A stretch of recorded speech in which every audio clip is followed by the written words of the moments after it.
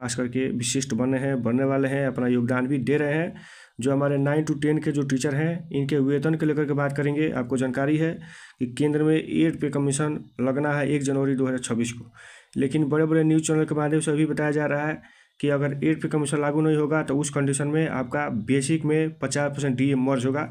अगर ऐसा होगा तो आपका वेतन कितना होगा, क्योंकि आपको जानकारी है कि जिनका अगर बेसिक है 31,000, इनके बारे में बात करेंगे। जिनका अगर बेसिक है 31,930, इनके बारे में समझेंगे। जिनका अगर बेसिक है 32,890, या जिनका बेसिक है 33,870, या जिनका बेसिक है 34,890, या 35,940, या 37,020, ये जितना बेसिक है इनके बारे में आधार एक ही रहेगा। तो हम समझ सकते हैं कि कितना बढ़ेगा अगर 8 पे कमीशन के जगह पे अगर वेतन मर्ज होगा DA अगर 50%, तो ये कितना होगा उस कंडीशन में। तो ये समझने के लिए हम लोग 33,870 ले रहे हैं। तो 33,870 में अगर 50% DA को मर्ज करेंगे तो ये हो जाएगा 16,935। आइए 33,870, आइए DA 50% 16,935, ये दोनों पैसा जोड़ने के बाद हो जाएगा 50,805 रुपया। तो ये नया बेसिक हो जाएगा। 33,870 का ये नया बेसिक हो जाएगा 50,805 रुपया। अब रही बात कि DA की बात करते हैं तो 53%। आपको जानकारी है कि केंद्र में जनवरी चल रहा है, आजकल 10 दिन बाद केंद्र में जो भी अनाउंसमेंट होगा उसके बाद जुलाई में होगा, या फिर 1 जनवरी 2026 को।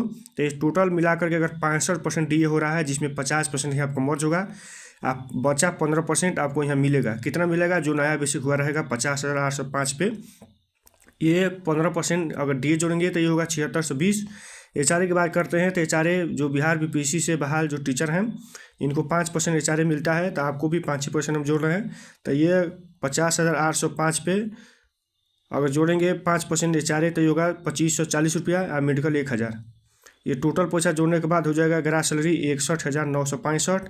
इस पर कटेगा, यही बात समझना है, NPS और UPS, क्योंकि पहले आप जब नियोजित थे तो आपको कटा था EPF, लेकिन यहाँ कटेगा NPS UPS 1 अप्रैल 2025 को केंद्र में लागू होना है। और जब केंद्र में लागू होगा तो आपको भी लग जाएगा। इसी को समझना है तो वीडियो को पूरा देखिए। वीडियो अच्छा लगे तो इसको शेयर करिए, सब्सक्राइब जरूर करिए। रही बात कि केंद्र में क्या होगा नहीं होगा, अगर 8 पे कमीशन लागू होगा तो अच्छी बात है, लेकिन जो ये बताया जा रहा है उसके आधार पर हम लोग जोड़ रहे हैं। उस समय क्या होगा वो देखा जाएगा, क्योंकि सरकार के ऊपर निर्भर करता है। सरकार जो भी है कि योजना लाती है तो केंद्र में लाती है, उसके बाद राज्य में लगता है तो राज्य में उसका हम लोग पालन करते हैं।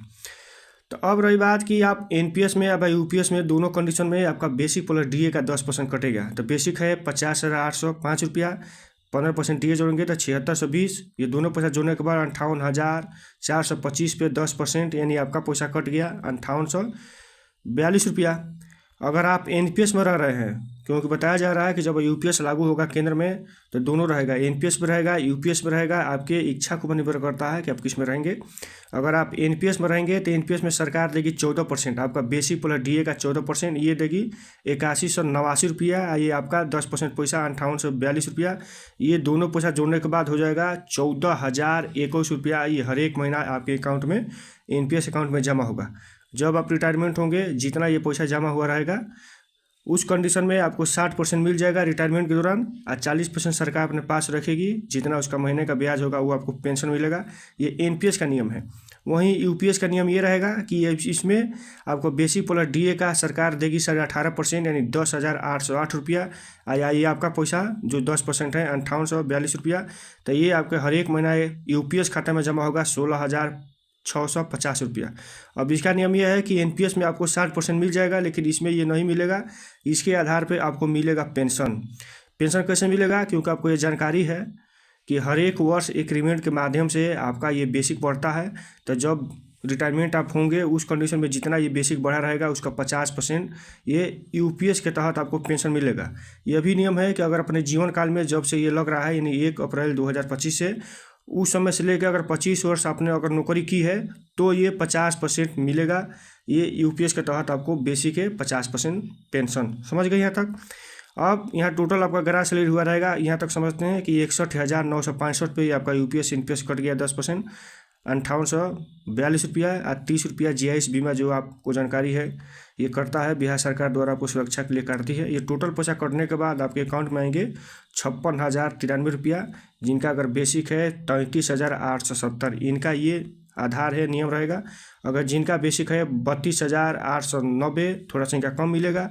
अगर जिनका बेसिक है 34,890, इनका थोड़ा ज़्यादा मिलेगा। और रही बात कि केंद्र में क्या होता है नहीं होता है, जब जैसा होगा उसके हिसाब से बताया जाएगा। लेकिन जैसे न्यूज़ चैनल के माध्यम से ये जानकारी मिला तो मैंने सोचा कि इस पर थोड़ा है कि चर्चाएँ हो जाए।